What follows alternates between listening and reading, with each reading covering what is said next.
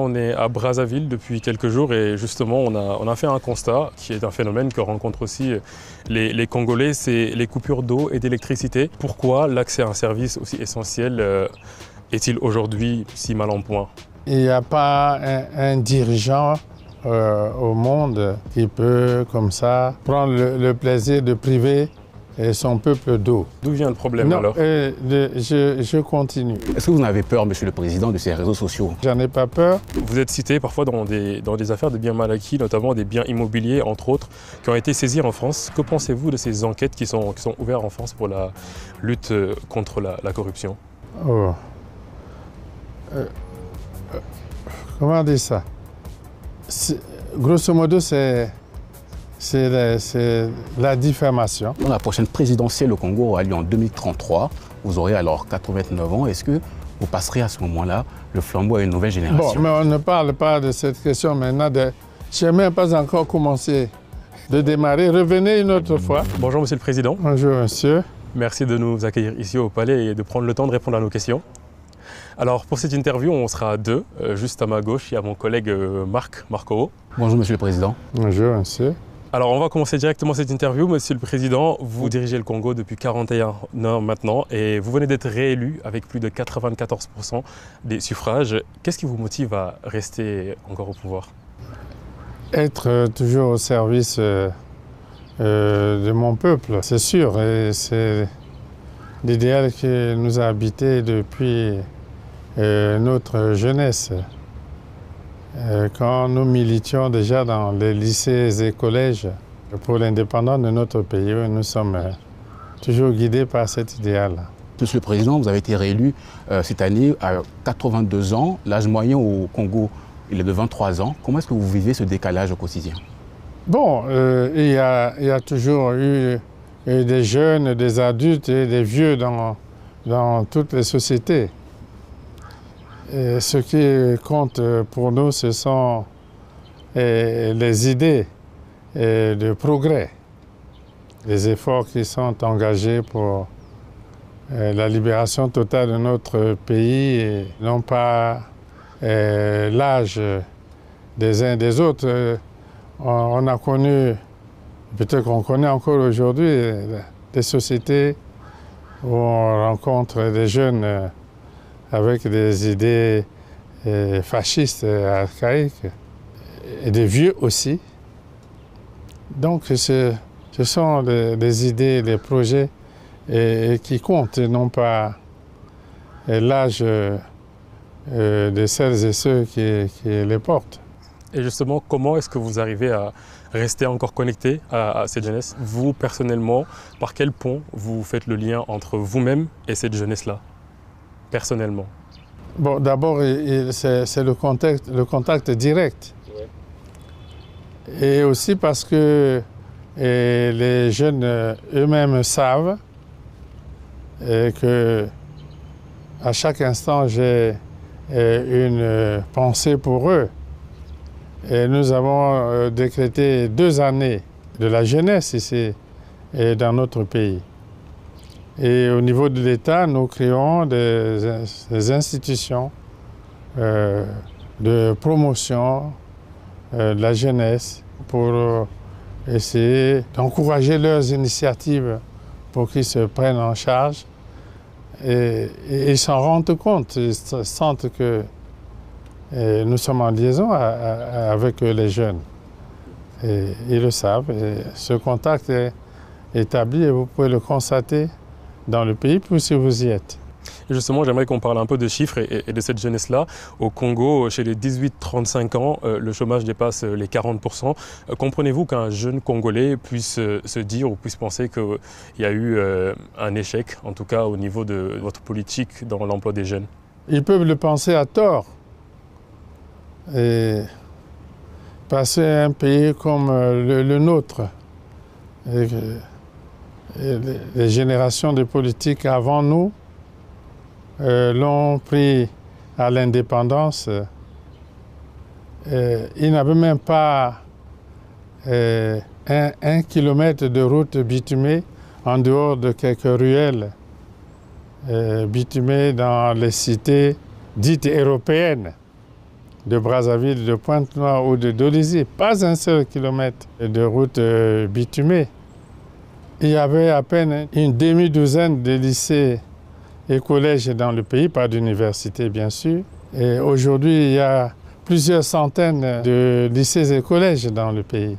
Les jeunes réalisent quand même et que les générations d'aujourd'hui sont en train de travailler pour préparer les conditions de la prise de relais. Et pas, mais peut-être que l'éducation n'est pas synonyme d'emploi.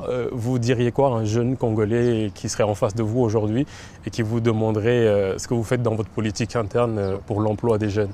Vous lui répondriez quoi concrètement? Oui, ils auraient raison parce que nous n'avons pas encore réussi le plein emploi dans notre pays.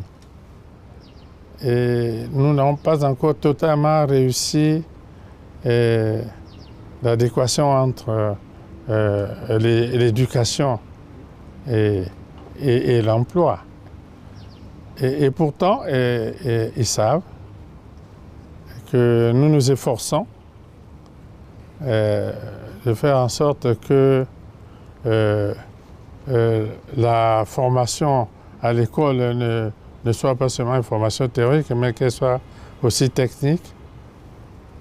Et nous nous employons à faire en sorte que des institutions au niveau de l'État soient créées pour impulser et garantir la possibilité pour les jeunes de se prendre en charge, de créer des emplois. Je pense en cela au FIGA, un fonds que nous avons mis en place pour impulser, donner de la garantie aux jeunes qui veulent entreprendre.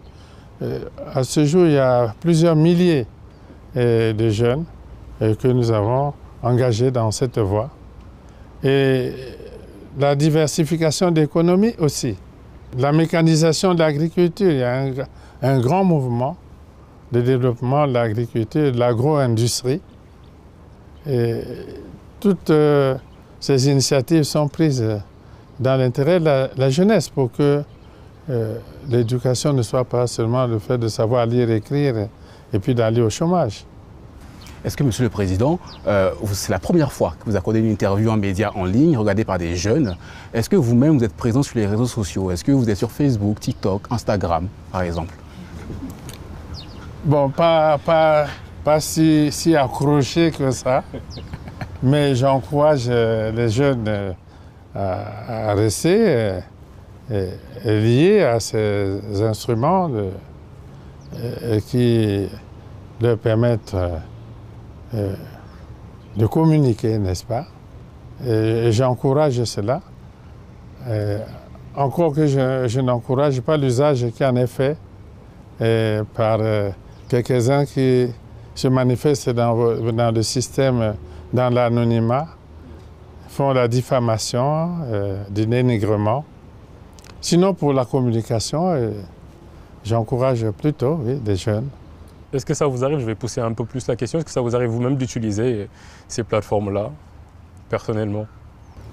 Pas souvent, pas souvent, de temps en temps. Bon, mais j'ai des collaborateurs aussi qui m'aident à le faire, non? Et ma prochaine question, elle reste dans cette dynamique-là.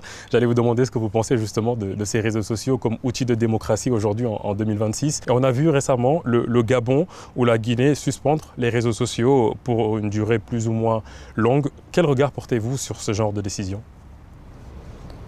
Non, il ne m'appartient pas de porter des jugements sur des décisions que d'autres dirigeants prennent dans leur pays à la lumière des analyses qu'ils font de la réalité de ces pays-là. En ce qui concerne le Congo, comme vous le constatez, nous ne procédons pas ainsi.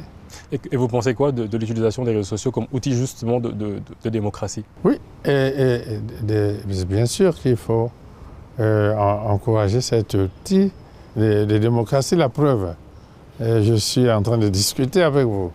Et c'est donc une façon de l'encourager, de reconnaître son utilité sociale.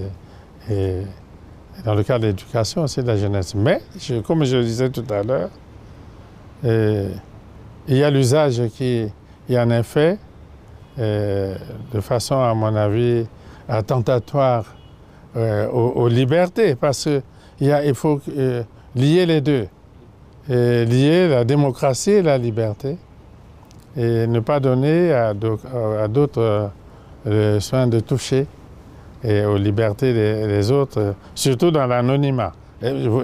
Cela se fait aussi, oui, dans l'anonymat. Et est-ce que vous en avez peur, Monsieur le Président, de ces réseaux sociaux? Justement, est-ce que vous en avez peur aujourd'hui? Peur, non. Au contraire, je vous dis que j'encourage, j'en ai pas peur. Si c'est pour le débat démocratique, il est permis et qu'il se déroule sainement. Qu'il y a un débat, une question est posée, et il y a des prises de position diverses. Mais à visage découvert. Je ne tolère pas qu'il y ait la lâcheté dans l'anonymat et la diffamation. À ce moment-là, il faut qu'il y ait des instruments de justice pour créer les équilibres. Il y a un sujet, Monsieur le Président, dont on a beaucoup parlé sur les réseaux sociaux, c'est l'opération que vous avez lancée fin septembre 2025 de répression contre les gangs, ces fameux Koulouna ou Bébés Noirs. Aujourd'hui, quelle est votre stratégie sur ce sujet en particulier? Bon, d'abord, il faut, pour la démocratie, permettre que les populations vivent en paix, non? Sinon, il n'y a pas de démocratie. Et s'il y a des groupes terroristes, de bandes armées, et qui empêchent même les populations de mettre le nez dehors, qui étouffent la vie, je pense que la liberté, la démocratie, là, n'existe plus. Et il n'était pas possible de laisser notre peuple exposé aux bandes de bandits armés qui empêchaient les populations même d'aller au marché ou de vendre la nuit devant les tables dans la rue. Cela devenait impossible. La vie elle-même, et la liberté et la démocratie étaient étouffées. Je pense que vous êtes à Brazzaville et vous pouvez circuler la nuit. Nous discutons là, nous sommes à Brazzaville. Circulez donc la nuit et vous interrogez les populations. Ils vont vous dire que l'opération d'éradication du grand banditisme dans la ville était salutaire et qu'ils ont retrouvé la liberté et l'envie de vivre en paix. Imaginez le spectacle qui se produit à Haïti. Je prends cet exemple. Il y en a d'autres. Nous n'avons jamais pu permettre que notre